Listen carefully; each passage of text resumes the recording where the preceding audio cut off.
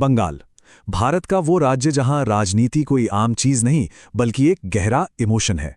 आज हम इसी बैटल फॉर बंगाल को डिकोड करने वाले हैं। एक ऐसा ऐतिहासिक टकराव जहां दाव पर सिर्फ एक कुर्सी नहीं बल्कि इज्जत और ताकत दोनों थी। तो चलिए बिना किसी देरी के सीधे इस दिलचस्प कहानी में गोता लगाते हैं और समझते हैं कि कैसे ये चुनाव एक महासंग्राम बन गया। 2021 के उस माहौल को जरा याद कीजिए। सड़क के नुक्कड़ से लेकर सोशल मीडिया की हर फीड तक, हर जगह बस एक ही सवाल गूंज रहा था, आखिर बंगाल किसका होगा। ये कोई नॉर्मल चुनाव वाला सवाल नहीं था। ये एक ऐसा सवाल था जिसने पूरे देश का ध्यान अपनी तरफ खींच लिया था। हवा में एक अलग ही लेवल की सरगर्मी थी। और ऐसा हो भी क्यों ना, वेस्ट बंगाल का नेचर ही कुछ ऐसा है। मतलब यहाँ चाय की टपरी पर होने वाली बहसों में ही पॉलिटिक्स घुली होती है। यहाँ के लोगों के लिए राजनीति सिर्फ हर 5 साल में एक बार बटन दबाने का काम नहीं है। ये एक जज्बा है, एक ऐसा जुनून जो उनकी रोजमर्रा की जिंदगी से जुड़ा है। इस इमोशनल कनेक्शन को समझे बिना हम यहाँ के इलेक्शंस की असली हीट को फील ही नहीं कर सकते।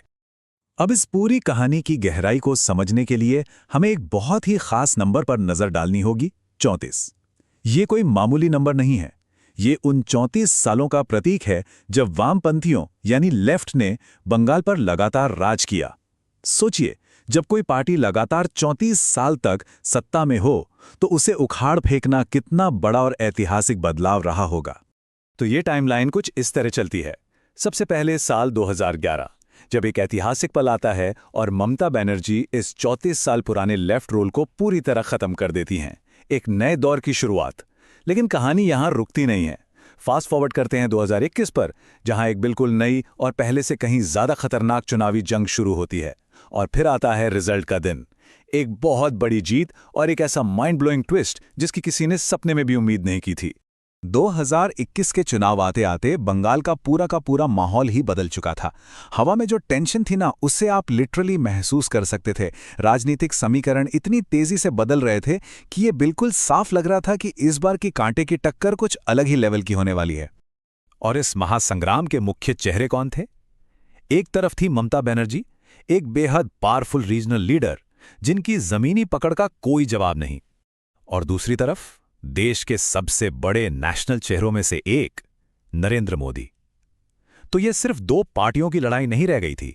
ये एक मजबूत क्षेत्रीय नेता और एक विशाल राष्ट्रीय ताकत के बीच का सीधा 1-on-1 क्लैश बन चुका था। इस बड़े टकराव में भारतीय जनता पार्टी ने अपनी पूरी की पूरी ताकत झोंक दी। कैंपेनिंग का लेवल एकदम अनप्रेसिडेंटेड था। बैक टू बैक विशाल रैलियां, मेगा रोड शोज और बड़े बड़े वादे। इस बात से अंदाजा लगा लीजिए कि खुद नरेंद्र मोदी और अमित शाह जैसे टॉप नेशनल लीडर्स ने ग्राउंड पर उतरकर कमान संभाल ली थी। ये साफ दिखा रहा था कि इस राज्य का चुनाव जीतना कितना बड़ा लक्ष्य बन चुका था। और इस पूरे शोर शराबे के बीच एक नारा था जो जंगल में आग की तरह फैल गया, इस बार 200 पार। ये सिर्फ एक स्लोगन नहीं था, ये उस पूरे कैंपेन का कॉन्फिडेंस और एनर्जी था। ये दिखाता है कि मोमेंटम सेट करने के लिए किस तरह के भारी भरकम टारगेट सेट किए जा रहे थे और कैसे इसने पूरे चुनाव की दिशा तय कर दी थी। लेकिन देखिए, इस चुनावी चकाचौंध के पीछे एक बहुत ही डार्क रियलिटी भी थी। ये इलेक्शन बिल्कुल भी आसान नहीं था। जैसे जैसे पॉलिटिकल पारा हाई हो रहा था, ग्राउंड पर हालात उतने ही मुश्किल होते जा रहे थे। एक ऐसा तनावपूर्ण माहौल बन गया था जिसे इग्नोर करना नामुमकिन था और जिसके चलते चुनाव आयोग को कड़े कदम उठाने पड़े। ग्राउंड रियलिटी काफी गंभीर थी। अलग अलग इलाकों से लगातार झड़पों और वायलेंस की खबरें आ रही थीं।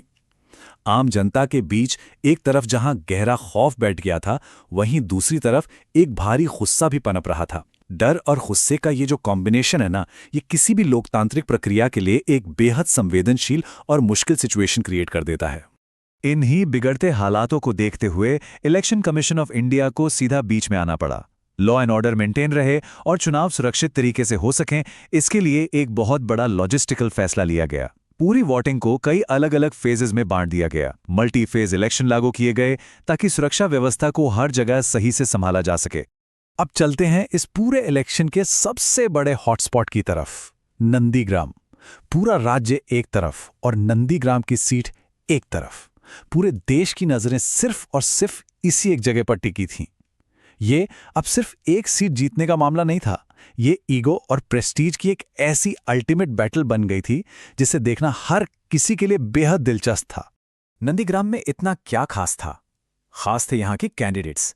एक तरफ ममता बनर्जी और उनके ठीक सामने उनके ही पुराने बेहद करीबी साथी शुभेंदु अधिकारी। जब दो ऐसे लोग जो कभी एक ही टीम में थे वो एक दूसरे के आमने सामने खड़े हों तो मामला सिर्फ पॉलिटिकल नहीं रह जाता, वो बेहद पर्सनल और ईगो की एक विशाल जंग बन जाता है। ये लिटरली इस पूरे चुनाव का सबसे बड़ा हाईलाइट था। खैर, भारी कैंपेन खत्म हुआ, वोटिंग पूरी हो गई और फिर आया वो दिन जिसका हर किसी को बेसब्री से इंतजार था, रिजल्ट डे। एक ऐसा दिन जो अपने साथ जीत, हार और एक अल्टीमेट ट्विस्ट लेकर आया। वोटों की गिनती शुरू होते ही जो सस्पेंस बना वो कमाल का था।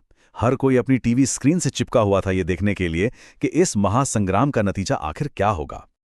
और फाइनली तस्वीर साफ हुई। ऑल इंडिया तृणमूल कांग्रेस ने एक बहुत ही जबरदस्त, एक मैसिव विक्ट्री हासिल की। ये कोई छोटी मोटी जीत नहीं थी, ये एक ऐसा बम्पर मैंडेट था जिसने सारे समीकरणों को एकदम पलट कर रख दिया। ममता बनर्जी एक बार फिर से भारी मेजॉरिटी के साथ पावर में लौट आईं। उनकी इस जीत ने उनकी पॉलिटिकल ताकत का लोहा एक बार फिर से मनवा दिया। लेकिन मैंने एक ट्विस्ट की बात की थी ना, वो ट्विस्ट यहीं पर है। पूरी स्टेट में पार्टी क्लीन स्वीप कर रही थी, लेकिन जिस एक सीट पर पूरे देश की नजर थी वहां बाजी पलट गई। नंदीग्राम में उन्हें हार का सामना करना पड़ा। जी हां, एक तरफ जहां पार्टी प्रचंड बहुमत से सरकार बना रही थी, वहीं पार्टी की सबसे बड़ी नेता अपनी खुद की वो हाई स्टेक्स वाली सीट हार गईं। सोचिए कैसा अजीब सा और ऐतिहासिक कॉन्ट्रास्ट था ये।